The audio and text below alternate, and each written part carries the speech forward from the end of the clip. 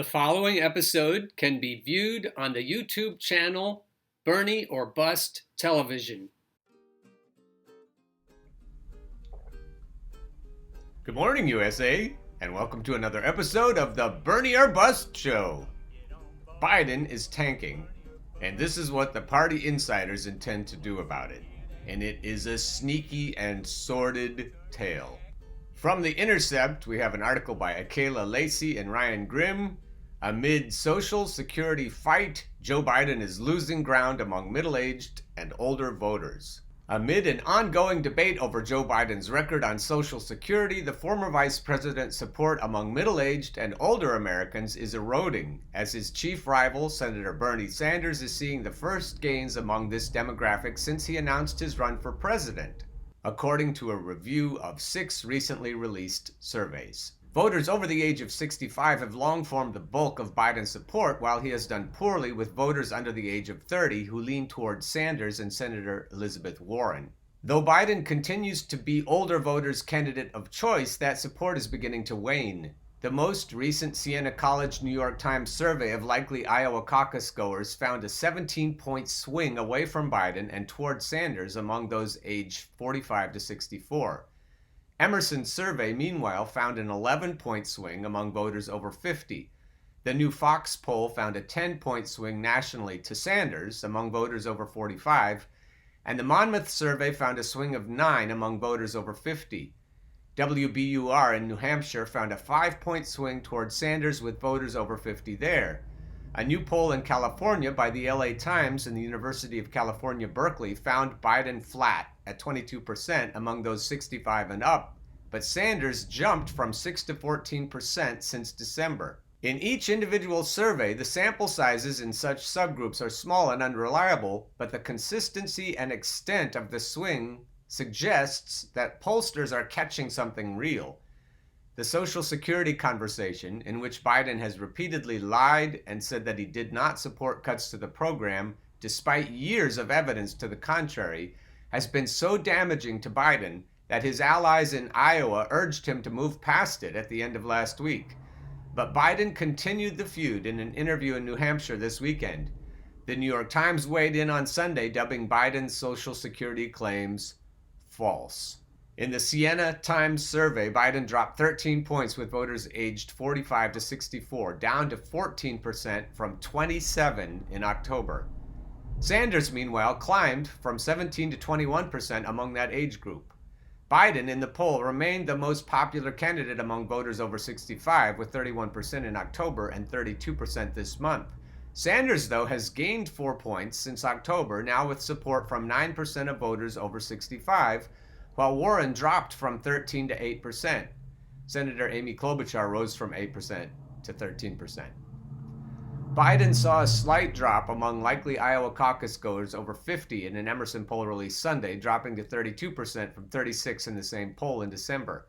Sanders jumped to 18% from 11% last month. It was the first Emerson poll in which Biden wasn't in the lead overall, dropping among all respondents from 23 to 21% since last month. Sanders led the field overall at 30%, adding 8 points since December. In Emerson's latest national poll, Biden has 40% support among 50 to 64-year-olds and 47% with those over 65. Sanders had 13% with 50 to 64-year-olds and 10% with those over 65. Biden had 45% support among voters 50 and older in a national Emerson poll from December, and Sanders had 10%. The recent survey results come as Biden faces continued scrutiny over his 40-plus year record, particularly on a recently resurfaced 1995 video of the then senator boasting about his efforts to cut Social Security. Majorities across every age demographic surveyed in a Pew poll from March said no cuts should be made to Social Security benefits in the future, including 81% of 50 to 64-year-olds and 79% of respondents over age 65. President Donald Trump's 2020 budget proposal includes $25 billion in cuts to the program over the next 10 years. So Trump has been lying about that. The former vice president has continuously misled voters and the press about his record on Social Security, repeating last week the claim that he never proposed freezing the program. At Iowa's Black and Brown Forum last week, Vice News reporter Antonia Hilton asked Biden if he thought that it was fair for voters to question your commitment to Social Security when in the past you proposed a freeze to it. No, I didn't propose a freeze, Biden said. You did, Hilton replied. In a 1995 speech on the Senate floor, Biden told his colleagues, "When I argued we should freeze federal spending, I meant Social Security as well. I meant Medicare and Medicaid. I meant veterans benefits. I meant every single solitary thing in the government. And I not only tried it once, I tried it twice, I tried it a third time, and I tried it a fourth time." In 2011, Biden led bipartisan negotiations in which he proposed Social Security cuts. The panel of lawmakers was called the Biden Committee. Sanders last week released an ad hitting Biden on his 1995 comments, tweeting, "One of us fought for decades to cut Social Security, and one of us didn't. But don't take it from me, take it from you." Warren told Politico earlier this month after a candidate forum in Iowa that Biden had a very different position on Social Security as a senator, and I think everyone's records on Social Security are important in this election. In an interview Saturday with New Hampshire's WMUR, Biden brushed off a question on his past positions on Social Security, saying that was 20 years ago, in the context of a gigantic piece of legislation, and that his position hasn't changed. Biden said he wouldn't attack Bernie, but that the Vermont senator hasn't even been consistent on Social Security. Sanders is leading in a number of other early primary states, according to other recent polls, both among older voters and the general electorate. He's ahead of Biden by 1 point among Iowa voters, according to a CBS poll released Sunday, gaining 3 points from the same poll on January 5th, and Biden gaining 2. In a WBUR poll, 26% of women over age 50 likely to vote in the New Hampshire primary back Sanders, up 17 points from December. This recent migration away from Warren of women voters 50 and older can be traced to Warren's smear and attack of Bernie as sexist. Biden dropped 8 points to 17%. Sanders saw big gains with men 50 and older too, jumping 11 points from December to 16%. Biden gained 5 points at 22%. Voters aged 65 and older are expected to make up close to a quarter of the 2020 electorate, according to Pew Research Center, the highest share since 1970. They will likely play an important role in the February 3rd Iowa caucuses. While younger voters in the Siena Times poll were more likely to say they would participate in the Democratic caucus, 85% of respondents over the age of 65 voted in 2018, compared to 58% of 18 to 29-year-old Democrats. So this is huge, because we've got older voters finally beginning to see the truth about Joe Biden. The reason it's huge is because the primary race is the tough one for Bernie. He's going to kick Trump's ass easily in the general election, and I'll show you that later. I've been saying that, but today I've got proof. But what we need to understand now is that people who typically vote in primaries are old people, particularly old white people. So with Biden tanking among older people, this is really a big deal. Now we move to an article by Ruth Ann Oskolkoff about party insider sneaky leaked information. Party insiders talk, cheating, rigging, and smearing. Democratic Party insiders opened up to the wrong person when they talked about how the nominee has already been chosen, even though there has not been any voting yet, and of the plan to smear Bernie Sanders as a Russian asset. On January 20th, 2020, at 8:20 p.m. Pacific Daylight Time, I received a communication from a reliable source. This person had interactions earlier that evening with high-level party members and associates of the Democratic National Committee, DNC, who said that they have now selected Biden as the Democratic Party nominee, with Warren as the VP. They also said the plan is to smear Bernie as a Russian asset. So the DNC has coronated Joe Biden and Elizabeth Warren as the presidential and vice presidential nominees. Part of the plan for Bernie is for the Democratic Party to label him a Russian operative. They will engage in a massive smear campaign. If this sounds too far-fetched, just wait for them to label everyone who supports him as Russian operatives. This is how they will deal with anyone who they want to get rid of, people who do not play by the DNC rules or candidates who are honest and upfront. I'm sure they will label him and his supporters as Russian operatives. Nobody needs proof, they just need an accusation. Though hopefully they will rethink this plan now that Tulsi Gabbard has sued Hillary Clinton for defamation to the tune of $50 million. Alright, this seems a little far-fetched for sure, but all we have to do is sit back and wait, because they've already used the Russia smear on other people like Tulsi, so maybe it's true. So if you start to see people coming out smearing Bernie as a Russian operative, then you'll know this is probably a true story and not fake news. Going along with the previous story, here's an interesting take on it. You might look at this clip and then rethink your tinfoil hat worries of the previous story. Will you support whoever the candidate is on the Democratic side? Yeah, sure. 100%. Yeah, because I think I know who they're likely to be. Who are they? Did you hear that? I think I know who they're likely to be. Will you support them 100%? Yeah, sure. Because I think I know who they're likely to be.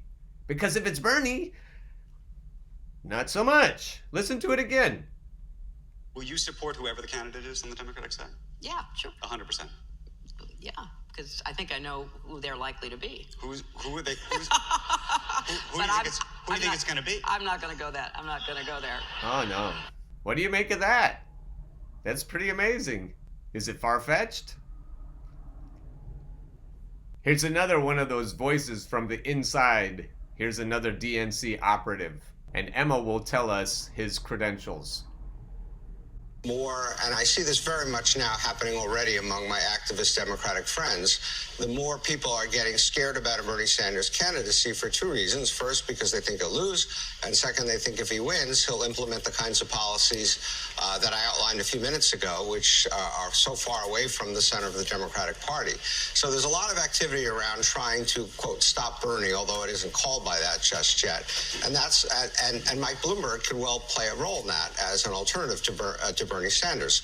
But as you also point out, for that to happen, Biden has to, in effect, not do as well as people expect. Whether it's second, third, or fourth, Biden has to... And that's what's going to happen. Biden is going to tank. He's going to be second, third, or fourth, and then people are going to start to say, oh, we need Bloomberg to rig it. We have to get to a contested convention. And that's the end game. All they have to do is get it to a contested convention, and then they can pick a Democrat who's going to lose to Trump, and then for them, that's happily ever after. Because then the donors will still be happy. The wheels will not come off of the gravy train. Has to weaken in the course of these first four early primaries. If Biden wins Iowa and then New Hampshire, let's say, and he's obviously strong in Nevada, strong in South Carolina, it may well be game over. Well, thanks for the honesty, Steve Ratner. If you guys don't know who that guy is, he's a private equity Democratic mega donor who, also served in the Obama administration as the car czar and under the awful Tim Geithner and Larry Summers, who represent everything that... You remember Tim Geithner got bailed out after the bailout. The progressives despise about the neoliberal wing of the Democratic Party. Now he's a de facto surrogate for lifelong Republican and now Democratic presidential candidate Mike Bloomberg. And there he is admitting that his activist friends, which means fellow Democratic mega donors, are conspiring against Bernie Sanders behind the scenes.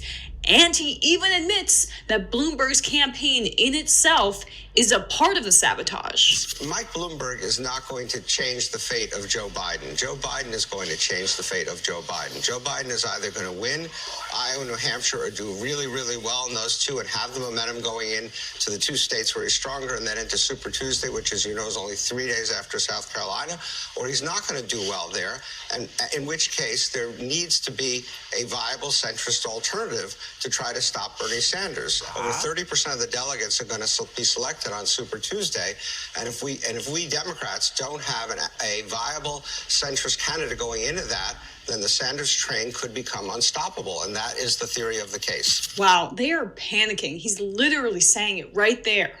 Bloomberg is not in the race to win by democratic means democracy. Who believes in that, right? He's in it as a spoiler for Bernie Sanders, the broker convention. And this wealthy Wall Street donor, Steve Ratner, thinks he can be this behind-the-scenes kingpin who thinks, he's still an actual czar in the United States and wants to subvert democracy if Biden's not the nominee. He's helping Bloomberg do just that. I mean, listen to this AP article about Bloomberg that just came out. Bloomberg is running, but he's on his own track, essentially creating a parallel race to the nomination with no precedent. While his competitors are hunkered down in the 4 states with the earliest primaries, Bloomberg is almost everywhere else. He's staked his hopes on states like Texas, California, and Arkansas that vote on March 3rd, aiming to disrupt the Democratic primary right around the time it's typically settling on a frontrunner. Or... Does that sound like a conspiracy theory? That's exactly what's happening, and now you know why. It isn't about anything other than making sure that the convention is a brokered convention.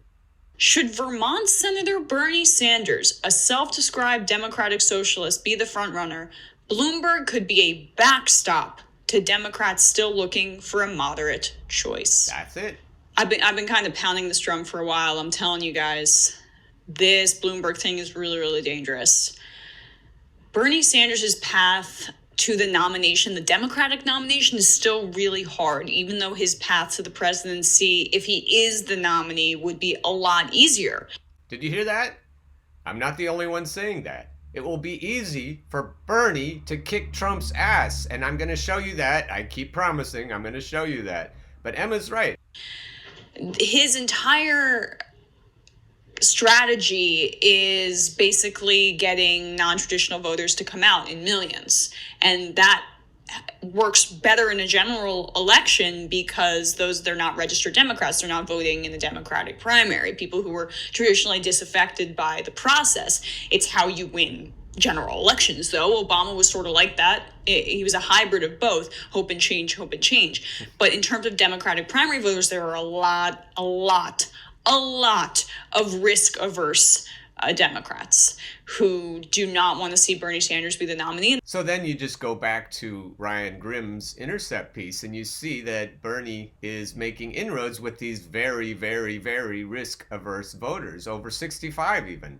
And Bernie has never done well with over 65 voters, and he's making huge inroads in the 45 and older voters, but he's even making some inroads with the over 65. Those are the ones who vote in primary elections. Biden is still polling so hard, and Bloomberg would be an alternative for them. So this is very terrifying, and we have to be on high alert for it. But at least they're saying it out in the open now. If you're listening, because not everybody is getting this message, obviously. That's why we need to keep sharing the Bernie or Bust show. Now, on to the proof.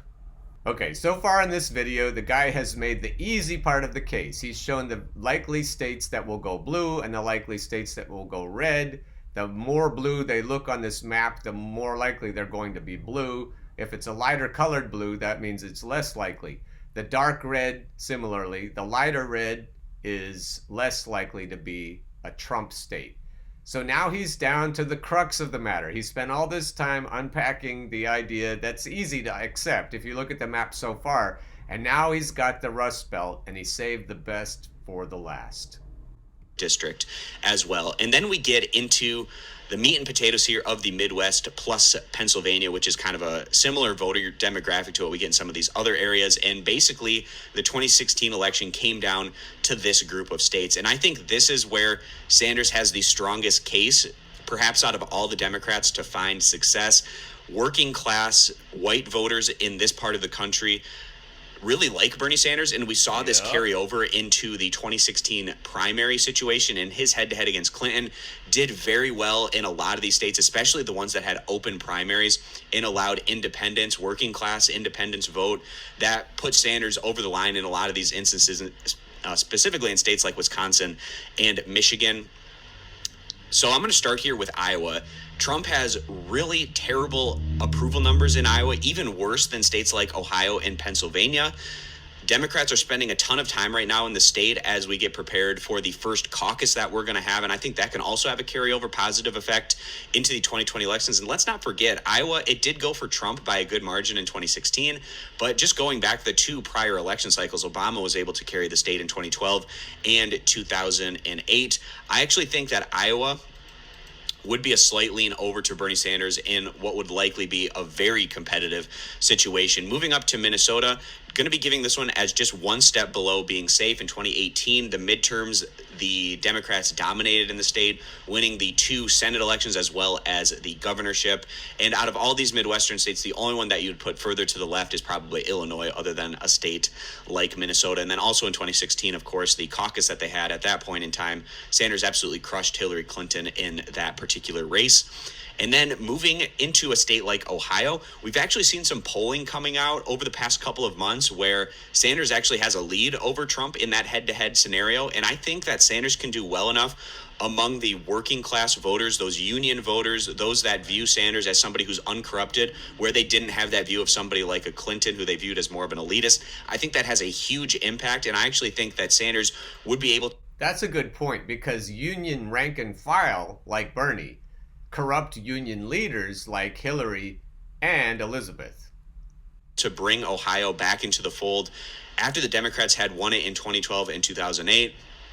They lost it in 2016 with the wrong type of candidate. I think with the right type of candidate, they'd be able to claim it here going into 2020. And then that gets us to Wisconsin, Michigan, Pennsylvania, where the election was decided in 2016. Wisconsin and Pennsylvania by about 0.7 percentage points and Michigan by 0.3 percentage points. Now, he doesn't say this, but this is where a lot of the Bernie or Trump swing voters are. This is what nobody else is talking about. This is what the diehard Dems do not want you to hear, because this is where they have no answer. These voters who vote directly for Trump have a double bite at the apple. So what he's saying here is doubly valid. These voters are going to take it away from Biden or Elizabeth and give it to Donald Trump, no matter what. There isn't any way to talk sense into them. And so this is a phenomenon of nature, and nobody seems to be talking about it. And even this guy isn't directly talking about it. But what he says here, the last conclusion he draws here, is very, very likely to be true based on everything else we know from the polling, especially from Ryan Grimm's interpretation of recent polling with older voters. And that was with Hillary Clinton on the ticket. I think Sanders is a much better Democrat to run in this particular region of the country. His populist progressive message plays very well with these types of working class Rust Belt voters. And I think that's enough to get him over the line. You don't need that much of a change in these states for the Democrats to be able to pick him up over Trump. And I think Sanders is the candidate that could do that.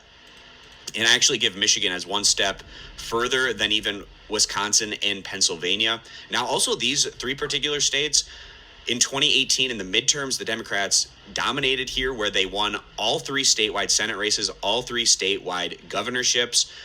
This is how I see things trending for the Democrats very positively going into 2020, and Sanders is likely to be arguably the strongest out of all of these Democratic hopefuls, particularly in the Midwest, with that working class progressive populist message that can play well in that region. That's not a close victory. That is a blowout. This is to a situation where we're at 304 for the Democrats and Bernie Sanders, 234 for President Trump. And this is actually extremely close to what we had in the 2012 map with Obama versus Mitt Romney. I believe to get to that, we would flip Florida and then take away the 2nd Congressional District of Nebraska. And if I'm not mistaken, I think this is what the 2012 map was. So really similar to that, as you can see. Really the big difference maker there just being the state of Florida, which would likely be very competitive in a Sanders versus Trump matchup, and Florida essentially almost always competitive in these statewide races, especially in presidential years. This is really big, and nobody's going to be talking about it. So please share this information. I always link to things in the information section below. You can share those information pieces, or you can share this video, but we have to get the word out. What's going on right now is dangerous if we don't talk about it.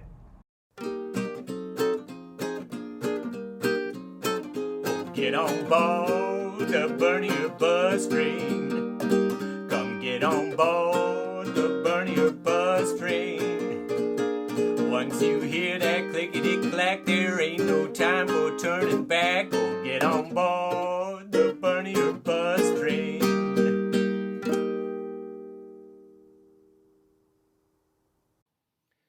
The preceding episode can be viewed on the YouTube channel Bernie or Bust Television.